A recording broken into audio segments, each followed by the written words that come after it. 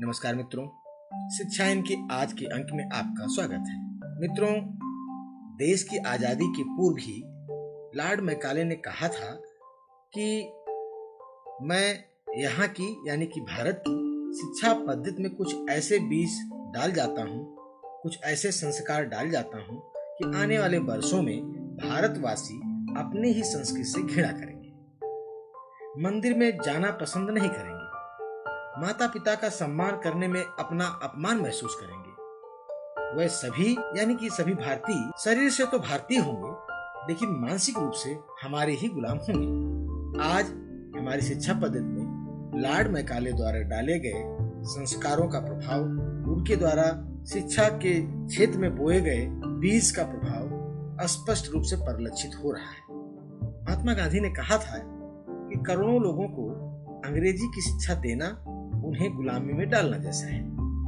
Macaulay ने जो शिक्षा की बुनियाद भारत में डाली वह गुलामी की बुनियाद थी। गांधी जी आगे कहते हैं कि हमें अपने ही देश में इंसाफ पाने के लिए अंग्रेजी का प्रयोग करना पड़ रहा है। पाश्चात्य सभ्यता तथा अंग्रेजी का हमारे जीवन पर कितना दुष्प्रभाव पड़ता है, इस पर गांधी जी ने कहा था, विदेशी भाषा में शिक्षा पाने से जो बोझ हमारे दिमाग पर पड़ता है वह असाध्य है। मातृभाषा, शिक्षा, संस्कार यह सब माँ के दूध के साथ ही मिलते हैं।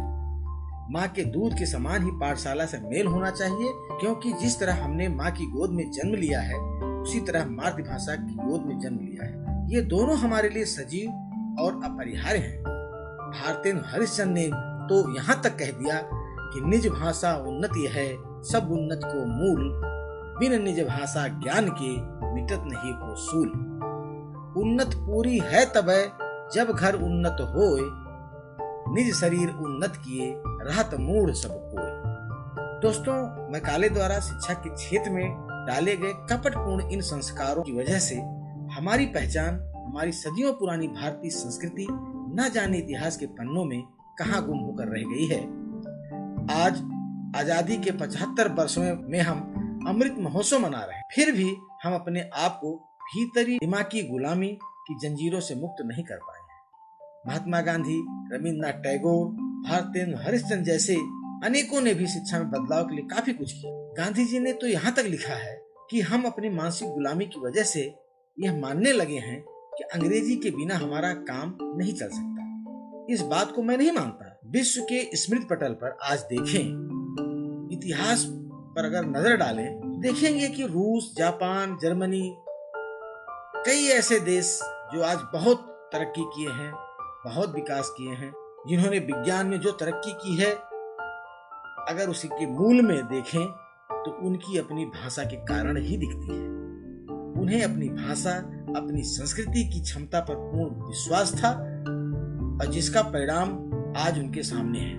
उन्होंने अंग्रेजी प्रभुत्व से अपनी भाषा संस्कृति को आज तक बचा के रखा और हम भारतवासी अपनी राष्ट्रभाषा और अपनी संस्कृति को इतिहास बनाने के लिए समेटने में लगे हुए हैं। मित्रों, आज विद्यार्थियों को पाठ्यक्रम में नैतिक शिक्षा, संयमित मन के साथ जीवन जीने की कला पर जोर देने की आवश्यकता है। श्रीमद् भगवद गीता में भगवान श्री कृष्ण ने कहा है कि असंयमित मन एक शत्रु के समान और संयमित मन हमारे मित्र के समान आचरण करता है। असंख्य लोग आए और उन्होंने शिक्षा में परिवर्तन के लिए बहुत कुछ किया, लेकिन ना तो शिक्षा नीति बदली और न उसमें परिवर्तन लाने के प्रयास। हम रट्टू तोते की तरह अपने पाठ्यक्रम को रटने में ही लगे रहे, जिससे न तो हमारे बच्चों की बुद्धि का विकास संभव हुआ और न ही हमारे समाज का आध्यात्मिक विकास। भारतीय शिक्षा दर्शन, प्राचीन भारतीय संस्कृति, नैतिक शिक्षा, भारत का सनातन धर्म, आध्यात्मिकता, सदचरित्रता ही भारत की धरोहर रही है। भारत की विशेष पहचान इन्हीं गुणों पर आधारित है। भारत के प्रांगण में करोड़ों वर्षों से कल कल बहती पतित पावनी पवित्र गंगा, यमुना एवं अन्य नदियां भारत की पहचान को प्रखर करती हैं। हम उस देश के वासी हैं जिस देश में गंगा बहती है। भारतीय शिक्षा प्राचीन गुरुकुल प्रणाली पर आधारित थी। भारत की प्राचीन शिक्षा ही भारत का मार्ग उन्नत करती है। पाश्चात्य देश की सभ्यता, संस्कृति, आंग्ल शिक्षा के प्रभाव से भारत राष्ट्र को बहुत क्षति हुई है। शिक्षा का वास्तविक अर्थ नैतिक मूल्यों का विकास, रक्षा एवं चरित्र निर्माण करना है। जो शिक्षा चरित्र निर्माण नहीं कर सकती वो शिक्षा अधूरी है और ऐसी शिक्षा का कोई महत्व नहीं। वास्तव में सच्चे अर्थों में भारत के नागरिकों में राष्ट्र के प्रति बलिदान, त्याग एवं सच्ची नागरिकता का दर्शन होना चाहिए। भारत के प्राचीन मनीषियों ने आध्यात्मिक ग्रंथों, आर्य ग्रंथों में जीवन जीने की कला का उद्बोधन किया है, जो वास्तव में छात्रों के लिए एक अचूक वरदान है। महात्मा बुद्ध की करुणा, दया एवं अन्य गुणों से उद्भासित होकर अंगुलीमाल जैसा डाकू उनका अनुयायी बन गया और महात्मा बुद्ध के द्वारा प्रारंभ की गई विपश्यना ध्यान योग के माध्यम से मानव जगत का कल्याण आज भी हो रहा है। महात्मा बुद्ध की ऐसी प्रणाली शुद्ध ज्ञान ही नहीं अपितु भाव प्रज्ञा है। दोस्तों, जीवन ईश्वर प्रदत्त है, जिसे आप अपने क्रियाकलापों से, अपने विचारों से और अपनी जीवन शैली से किसी भी रूप में ढाल सकते हैं। इसे हर कोण से तराश कर सुंदर कलात्मक रूप दे सकते हैं और अपनी नकारात्मक सोच अथवा अकर्मण्यता से अनगढ़ पत्थर बनाकर छोड़ सकते। अतः सद्गुणों को गले लगाएं। बालक गीली मिट्टी के समान होते हैं, उन्हें आप जैसा आकार देना चाहें दे सकते हैं, वो वैसा ही ढल जाएंगे। माँ के बाद शिक्षक ही बच्चों के संस्कार निर्माण में महत्वपूर्ण भूमिका निभाते हैं। हम आज बच्चों को doctor, IAS, engineer, banker, pilot, businessman, industrialist बनाने के लिए तो प्रेरित करते हैं, पर एक अच्छा व्यक्ति बनने के लिए प्रेरित करने वाले विरले ही हैं। अच्छे चरित्र वाले व्यक्तियों के द्वारा ही एक अच्छे राष्ट्र का निर्माण संभव है। मस्तिष्क का विकास या आपसी विचार विमर्श का सीधा सादा माध्यम शिक्षा है, किंतु आज के दौर में शिक्षा का व्यवसायीकरण हो चुका है।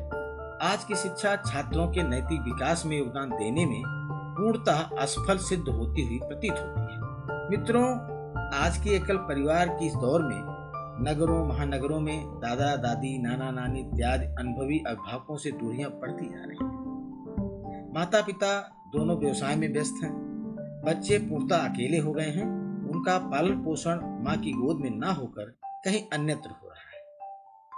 परिणामतः उनमें संस्कारहीनता एवं दिशाहीनता साफ देखी जा सकती है। मित्रों, इंसान की पहचान उसके संस्कारों से बनती है। संस्कार उसके समूचे व्यक्तित्व को व्याख्यायित करते हैं। संस्कार हमारी जीवन शक्ति है। यह वह आलोक स्तंभ है जो जीवन के अंधेरे मोड़ों में, चौराहों पर प्रकाश बिखेर कर हमारा मार्गदर्शन करते हैं, हमें दिशा प्रदान करते हैं। सुखमय जीवन व्यतीत करने के लिए सेवा, समर्पण, सहिष्णुता, सह अस्तित्व आदि गुणों की अत्यंत आवश्यकता पड़ती है। उपभोक्तावादी और बाजारवादी संस्कृति में पलते बढ़ते विद्यार्थियों में ये मानवीय मूल्य न जाने कहां से और कब से निरंतर रूप से कम होते जा रहे हैं।